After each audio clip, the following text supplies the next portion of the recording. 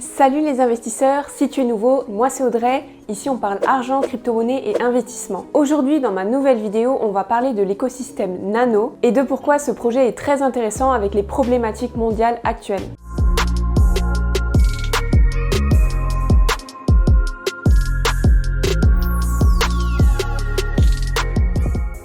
Comme tu le sais actuellement, on n'entend que parler de l'écologie, des problèmes liés aux émissions de gaz à effet de serre, de l'épuisement des énergies fossiles, mais aussi du réchauffement climatique. Tout cela a été accéléré avec la découverte de nouvelles technologies et au développement des industries depuis ces dernières années qui sont très consommatrices d'énergie. Je sais que je vais me faire des ennemis en disant ça, mais dans l'écosystème du Web3 et des crypto-monnaies, le consensus de Proof of Work reste le consensus le plus consommateur d'énergie. Il reste malgré tout un système qui permet de garantir une sécurité et une décentralisation maximale des réseaux. On sait aussi qu'il existe des initiatives sur ces technologies qui permettent de réduire leur impact sur l'environnement. En plus de ça, on a aussi le problème lié à l'accès aux banques dans certains pays et le fait que pour réaliser des paiements, il faut soit un intermédiaire centralisé, soit utiliser une carte, soit scanner un QR code, soit passer par des applications rapides mais centralisées avec une vérification en amont qui peut prendre un certain nombre de temps. Et la plupart du temps, tout ce que je viens de citer n'est pas sans frais. Nano présente un projet très simple pour répondre à ce type de problématique. Il suffit d'une connexion internet et d'utiliser le wallet Nano pour recevoir ou envoyer un paiement instantanément et sans frais. C'est pourquoi aujourd'hui je vais te parler du projet Nano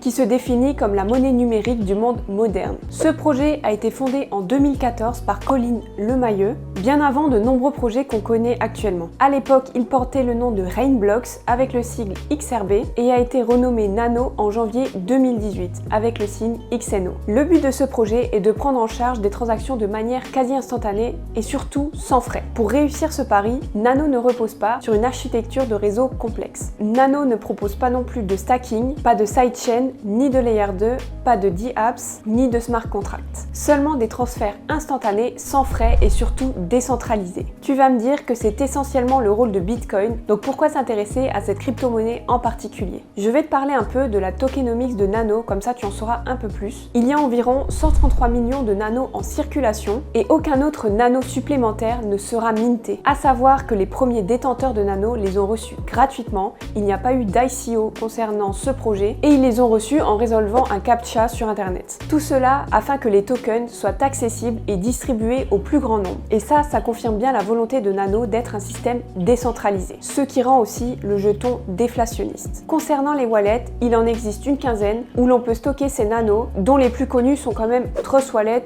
ou encore Ledger. Par rapport aux problématiques que je t'avais citées plus tôt concernant la rapidité des paiements, les frais supplémentaires ou le fait que ce soit décentralisé, initialement Nano voulait répondre à ces problématiques et notamment en améliorant la vitesse et en diminuant le coût des transactions que peuvent connaître d'autres crypto-monnaies. L'équipe Nano voulait aussi créer une crypto-monnaie respectueuse de l'environnement. Et qui dit éco-friendly demande de réduire au maximum sa consommation d'énergie. Sur le réseau Nano, chaque transaction ne nécessite que 0,000112 kWh. Pour te donner un ordre d'idée, c'est 4 millions de fois moins qu'une transaction qui est exécutée sur le réseau Bitcoin. Au niveau architecture du réseau, Nano utilise le DAG, Directed Acyclic Graph. Le DAG, à la différence des blockchains classiques que l'on peut retrouver sur d'autres projets de crypto-monnaie, va être un ensemble de nodes qui sont reliés entre eux directement de manière à ce qu'il n'y ait aucune boucle. À savoir que les écosystèmes Phantom, IOTA et Hbar sont basés sur le même type d'architecture. Sur ce système, il n'y a pas de blockchain unique où sont enregistrées toutes les transactions. À la place, chacun des utilisateurs possède sa propre blockchain que seul son propriétaire peut modifier. Ce système, contrairement aux blockchains, n'est pas linéaire et permet à Nano d'être ultra rapide car il n'est pas nécessaire d'attendre pour valider les transactions. Ce process est effectué par des ordinateurs représentants qu'on appelle representatives et dans la mesure où chaque adresse possède sa propre blockchain, la tâche principale de ces ordinateurs est de diffuser la transaction aux autres ordinateurs et nœuds du réseau, ce qui ne représente quasiment rien en termes de ressources informatiques. L'avantage de ce réseau est lorsqu'il doit y avoir des mises à jour, le fait d'utiliser des nodes indépendants permet aux utilisateurs de recevoir les mises à jour de manière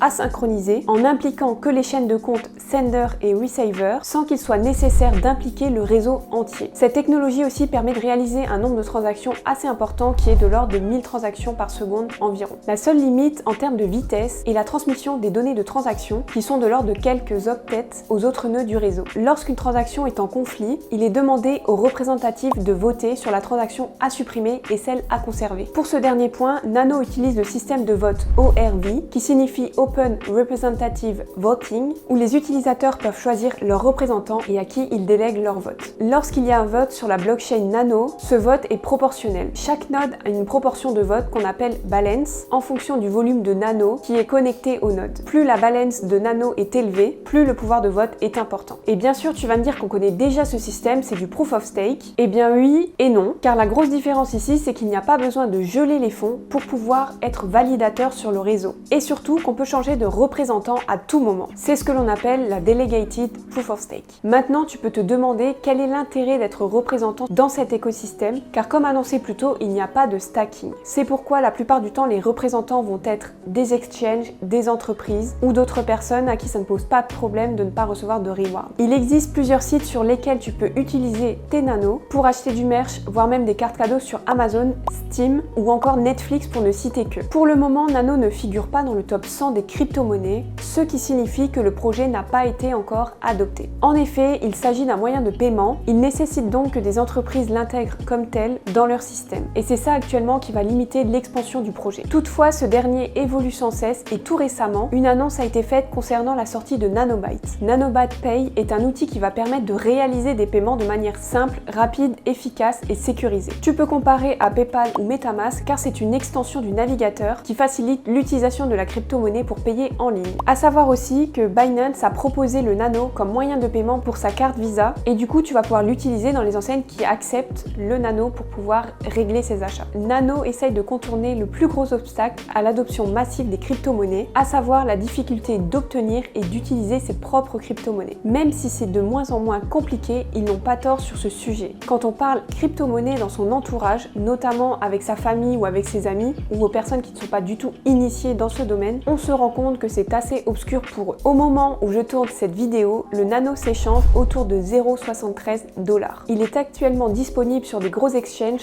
comme Binance, Kraken ou encore Crypto.com. Une dernière chose concernant Nano, il existe plusieurs endroits où l'on peut dépenser des nanos et même en gagner. C'est simple, de Minecraft, CSGO à Quake, les possibilités de gagner des nanos sont multiples. Pour en connaître les modalités, je te rajoute les liens dans la description, à savoir que je ne suis pas du tout sponsorisée par le projet pour réaliser cette vidéo. Pour conclure, au fur et à mesure que l'infrastructure de crypto-monnaie se développe et que de plus en plus de marchands du monde entier acceptent la crypto-monnaie comme moyen de paiement, je pense qu'il est prudent de supposer qu'ils vont certainement se tourner vers Nano, car c'est tout simplement incroyable pour envoyer de la valeur à travers le monde entier. C'est sans doute une des cryptos les plus faciles à utiliser, car il n'y a pas de frais et en même temps, le projet est respectueux de l'environnement. Cependant, malgré le fort potentiel de Nano, le projet reste encore très peu connu du grand public. Nano aussi se tourne vers les pays qui sont en voie de développement pour accentuer sa croissance, comme dans certains pays d'Afrique ou d'Amérique du Sud. N'hésite pas en commentaire à me dire ce que tu penses de ce projet, ça m'intéresse. Voilà, c'était Audrey. Si cette vidéo t'a plu, n'hésite pas à t'abonner à ma chaîne, à activer les notifications. Tu peux aussi me suivre sur mes autres réseaux sociaux, je te mets les liens en description. Merci d'être présent à chaque fois, ça m'encourage à créer du nouveau contenu chaque semaine. Sur ce,